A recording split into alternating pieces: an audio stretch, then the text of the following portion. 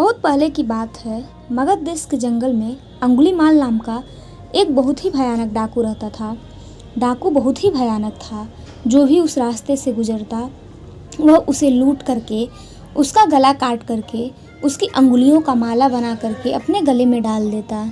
इस कारण उसका नाम अंगुलीमाल पड़ा था। गांव के बहुत सारे लोग, भोले भाले लोग, उस डाकू से बहुत ही ज़्यादा भयभीत रहते थे। उन्हें हर समय डर रहता था कहीं उसकी मृत्यु ना हो जाए।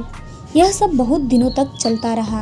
वह बहुत सारे लोगों की हत्या कर चुका था और उनकी अंगुलियों का माला बना के अपने सिर में पहन लेता था। कुछ समय बीतने के बाद उस गांव में महात्मा बुद्ध आए। कुछ समय बीत जाने के बाद लोगों ने बुद्ध को बताया कि अंगुलीमाल नाम का डाकू, जो बहुत ही भयानक है, वह किसी की भी हत्या कर देता है और उसको लूट लेता है और उसको उसकी अंगुलियों का माला पहन लेता है। बुद्ध बोले, तुम लोग चिंता मत करो, आज मैं स्वयं जाऊंगा और मैं भी अंगुलीमाल से मिलना चाहता हूँ।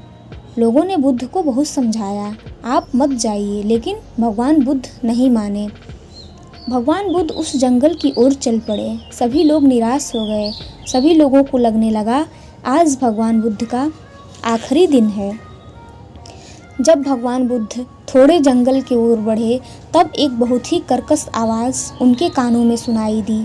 जब उन्होंने पीछे मुड़कर देखा तो एक बहुत ही भयानक चेहरे वाला इंसान खड़ा था, जिसके गले में अंगुलियों की माला पड़ी हुई थी। उसका रूप बहुत ही भयावह था। महात्मा बुद्ध से वह बोला, ठहर जा। बुद्ध उसकी बातों को अनसुना करके चलते रहे।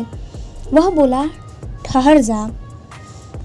तब बुद्ध बोले, मैं तो ठहर गया, पर तू कब ठहरेगा? अंगुलीमाल आश्चर्य में पड़ गया, क्योंकि आज तक वह जिससे भी मिला था कोई भी उससे इस तरह का बात नहीं किया था। और जब अंगुलीमाल ने बुद्ध के चेहरे की ओर देखा, उसे महात्मा बुद्ध का चेहरा बिल्कुल शांत और तेजस्वी लग रहा था।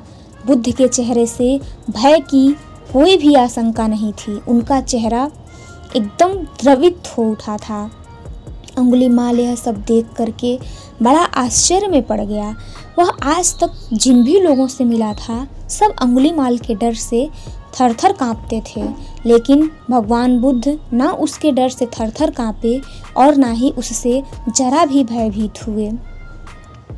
तब वह अंगुलीमाल बोला, सन्यासी, क्या तुम्हें डर नहीं लगा? तो बुद्ध बोले, तुमसे क्या डरना? उससे डरना चाहिए जो सदैव शक्तिशाली हो, सबसे बलशाली हो। अंगुलीमाल बोला, मुझसे बलशाली कौन है? क्या तुम किसी ऐसे इंसान को ला सकते हो जो मेरे जितना हत्या कर सकता है, मेरे जितना अंगुली को काटा हो? कोई नहीं है इस पूरे गांव में। तब बुद्ध बोले, सही बात है, तुम्हारे जैसा तो कोई नहीं मिलेगा, पर तुम सबसे कायर हो। तुम्हारे जितना कायर कोई भी इंसान इस गांव में नहीं है। अंगुलीमाल बुद्ध की बात को सुनकर बहुत ज़्यादा क्रोधित हो गया। उसने कहा, मैं इतना बलशाली हूँ कि मैं अभी तुम्हारा हत्या कर सकता हूँ। तुम्हारा क्या, अभी 100 लोगों का हत्या कर सकता हूँ। बुद्ध ने कहा, तुम बलशाली हो तो मैं तुम्हारे इस बात पर यकीन ज़रूर करूँगा अगर तुम उस पेड़ के 10 पत्ते तोड़ कर ले आओ। अंगुलीमाल यह सुन करके कहा, पत्ते तोड़ने कौन सी बात है, कहो तो मैं पूरा पेड़ ही उखाड़ लाता हूँ। बुद्ध ने कहा, पूरे पेड़ को उखाड़ने की ज़रूरत नहीं है, तुम बस 10 पत्ते तोड़ कर लाओ। अंगुलीमाल तुरंत गया और 10 पत्ते तोड़कर लाकर बुद्ध के सामने रख दिया। बुद्ध ने कहा, तुमने पत्ते तो बड़े आसानी से तोड़ लिए, लेकिन इन पत्तों को फिर से पेड़ से लगाकर उन्हें हरे कर दो।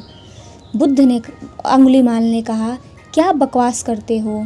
पत्ते तो टूट जाने के बाद कैसे जुड़ेंगे और हरे कैसे होंगे?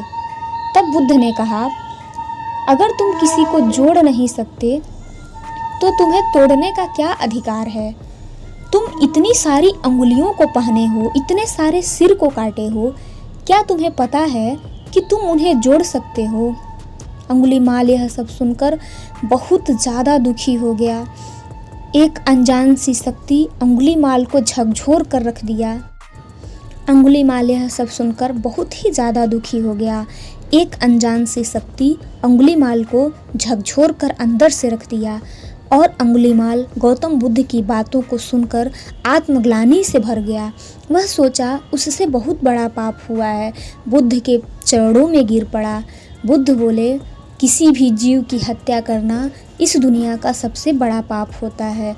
जब तुमने किसी को जन्म नहीं दिया, किसी को तुमने कभी अपने काबिल नहीं समझा, तो तुम्हें उसको मारने का कोई अधिकार नहीं है।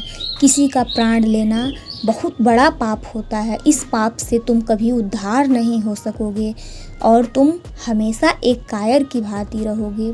अंगुलीमाल को बुद्ध की सारी बातें समझ आ चुकी थी। वह इस सब को छोड़ करके बुद्ध के शरण में गिर गया और बुद्ध से कहने लगा, हे बुद्ध, मुझे अपनी शरण में ले लो, मैं अपने पापों का प्रायश्चित करना चाहता हूँ। बुद्ध ने उसे शरण में ले लिया और वह आगे चलकर बहुत बड़ा महात्मा हुआ। तो दोस्तों, इस कहानी से हमें यह सीख मिलती है कि कभी कभी कोई कितना भी बड़ा ख़राब काम क्यों ना हो, अगर कोई अच्छा इंसान उससे मिल जाए, अगर वह अच्छे की संगति में रहे, तो उसका हृदय परिवर्तन ज़रूर हो सकता है और बहुत सारे लोगों का हुआ है। हमें अनेक कहानियाँ सुनने को मिल जाएंगी जो लोगों का हृदय परिवर्तन कर देती हैं। इसलिए हमें लोगों से हमेशा अच्छे से बात करना चाहिए और यदि कोई गलती कर रहा है तो हमें कोशिश करना चाहिए कि उसकी गलतियों को बता करके उसे समझा करके सही रास्ते पे लाएं। धन्यवाद।